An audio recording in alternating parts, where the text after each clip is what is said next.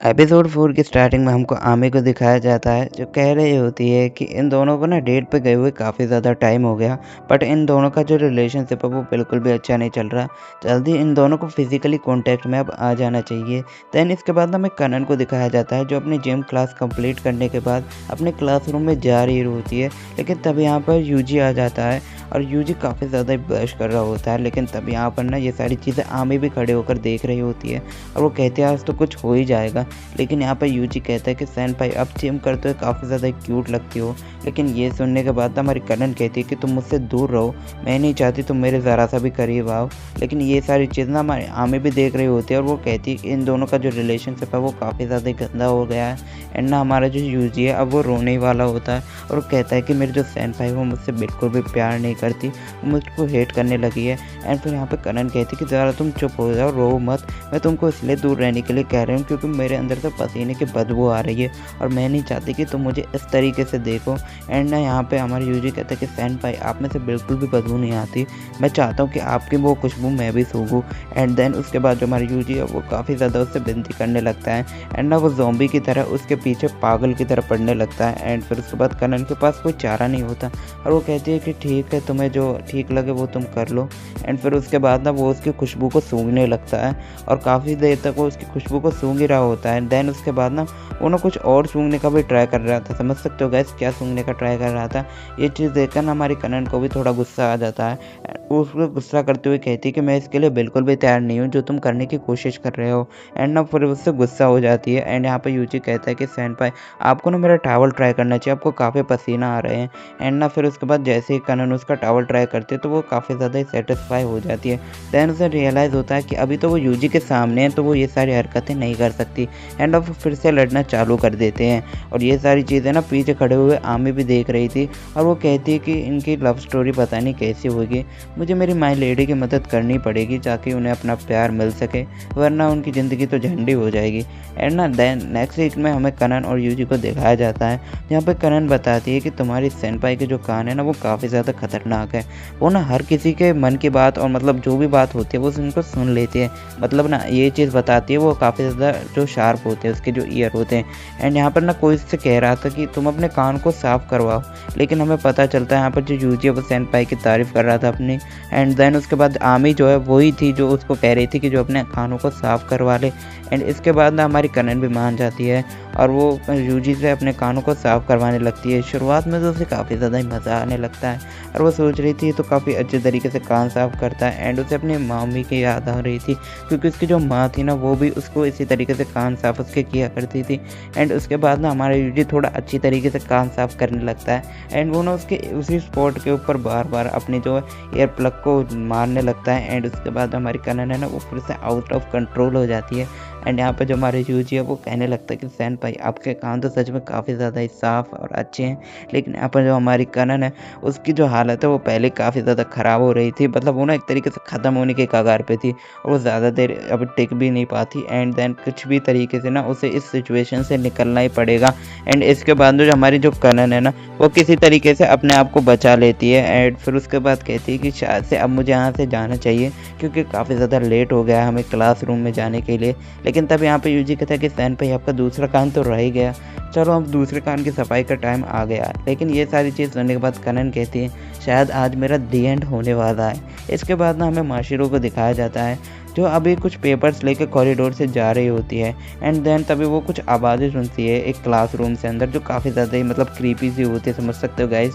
And ना फिर यहाँ पे हमारी माशिरो कहती है कि ऐसा कैसे हो सकता है, वो स्कूल में कैसे कर सकते हैं, ये नहीं हो सकता, वो ये सारी चीज़ें क्या कर रहे हैं, मतलब समझ रहे हो ना। एंड देन तब यहाँ पे कनन ना ज़ोर से दरवाज़ा खोलकर माशिरो को धक्का देकर निकल जाती है। एंड ये चीज़ देखकर ना माशिरो भी चौंक जाती है कि अभी यहाँ पर चल क्या रहा था भाई, मतलब देख रहे हो ना उसकी हालत। एंड इसके बाद ना हमें कनन को दिखाया जाता है जो पढ़ाई कर रही होती है। एंड देन यहाँ पे आमी ना स्विम सूट पहन के स्विमिंग कर रही थी और वो कह रही थी कि सेनपाई आपको भी मेरे साथ ज्वाइन करना चाहिए। एंड देन उसके बाद कनन कहती है कि नहीं, मैं बिल्कुल नहीं कर सकती, अभी मुझे काफ़ी ज़्यादा पढ़ाई करनी है। एंड तब यहाँ पर यूजी आ जाता है और कहता है कि सेनपाई आपने मुझे यहाँ पे बुलाया।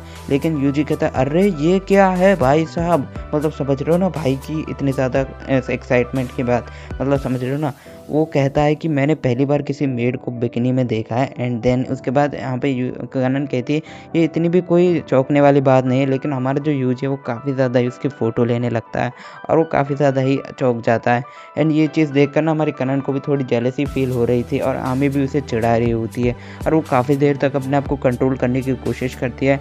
लेकिन देन फिर उसके बाद वो भी स्विम सूट पहन कर आई जाती है और काफ़ी अच्छा वाला स्विम सूट पहन कर आती है। गाइस समझ रहे हो ना? ये चीज़ देखकर हमारे आमी और यहाँ पे यूजी है वो भी काफ़ी ज़्यादा एक्साइटेड हो जाते हैं। एंड देन उसके बाद जो हमारी कनन है और आमी दोनों पानी के साथ खेल रहे थे, लेकिन यहाँ पर जो हमारी कनन है अब उसे काफ़ी ज़्यादा ही जो एम्बैरेसिंग फील हो रहा था कि यूजी उसे गलत तरीके से टच करेगा, इसलिए वो ना आमी के पीछे जाकर छुप जाती है और वो कहने लगती है कि यूजी अब तुम्हें यहाँ से जाना चाहिए क्योंकि मुझे काफ़ी ज़्यादा ही डर लग रहा है, तुम मुझे काफ़ी गंदी नज़रों से देख रहे हो। यहाँ पर यूजी वहाँ से जाने लगता है, लेकिन उसका पैर फिसल जाता है और ना वो कनन के ऊपर आकर गिर जाता है। समझ रहे हो ना कैसी पोजीशन में? वो लिटरली उसके स्विम सूट में घुस जाता है और कहता है कि मुझे कुछ दिखाई नहीं दे रहा। लेकिन अब उसके बाद ना कनन उसे एक ज़ोरदार थप्पड़ मार देती है एंड वो ना फिर यहाँ से जाने लगती है। बट समझ रहे हो ना ये तो एनीमे है, तो वो भी वहीं पर आके गिर जाती है और वो ना कुछ इस तरीके से गिरती है, समझ सकते हो आप। वो यूजी के ऊपर आकर एकदम से गिर जाती है और दोनों की पोजीशन काफ़ी ज़्यादा अच्छी होती है। इस पोजीशन में देखकर जो आमी है वो फटाफट से अपना फ़ोन निकाल लेती है और उन तीनों की फ़ोटो खींचने लगती है। एंड यहाँ पे आमी कहती है कि लगता है अब तुम दोनों को किस करने का टाइम आ जाना चाहिए, मतलब समझ रहे हो ना। लेकिन यहाँ पर वो दोनों कहती है कि हम ऐसा कुछ भी नहीं करेंगे, तुम क्या समझ क्या रखा है तुम दोनों ने हमें। एंड इसके बाद ना यहाँ पे आमी ना उन दोनों के ऊपर नज़र रखी हुई थी और वो कह रही है मैं कैसे इन्हें एक दूसरे के करीब लाऊं। एंड ना तब यहाँ पे कुछ स्टूडेंट कह रहे थे क्या स्कूल के अंदर मेड अलाउड है या फिर नहीं। एंड देन यहाँ पे आमी कहती है मुझे सबसे पहले तो अपना भेस जो है वो सुधारना चाहिए और वो ना एक स्टूडेंट की आउटफिट पहन लेती है। एंड देन तब वो एक डॉग को बुलाती है और उनसे कहती है तुम्हें यूजी और यहाँ पे कनन के ऊपर अटैक करना होगा। एंड देन यहाँ पर जो डॉग है वो यूजी और कनन के ऊपर अटैक भी कर देता है।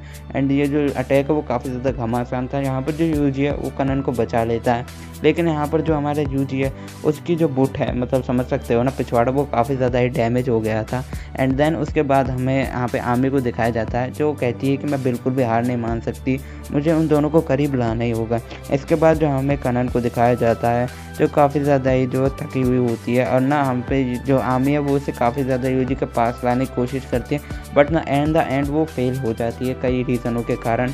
अब लास्ट में ना आमी को काफ़ी ज़्यादा ही गुस्सा आने लगता है और वो ना उन दोनों को काफ़ी करीब लाने की कोशिश करती है, बट वो काफ़ी ज़्यादा ना फ्रस्ट्रेट हो जाती है ये सारी चीज़ करके। एंड वो एक गद्दे को लेती है। अब लास्ट में ना उस गद्दे को ना वो उन दोनों के ऊपर दे मारती है और कहती है कि अब बस बहुत हुआ, तुम लोगों को ऐसे बात नहीं बनेगी तो मैं तुम्हें ज़बरदस्ती एक दूसरे के करीब लाऊंगी। ये सारी चीज़ें ना हमारी कनन भी देख लेती है और वो कहती है तुम हो इन सब के पीछे, तुम्हें शर्म नहीं आती, तुम अपने मास्टर के साथ ऐसा कैसे कर सकती हो। एंड देन यहाँ पर यूजी कहते हैं कि सेनपाई मेरा हाथ ज़्यादा देर नहीं टिक पाएंगे।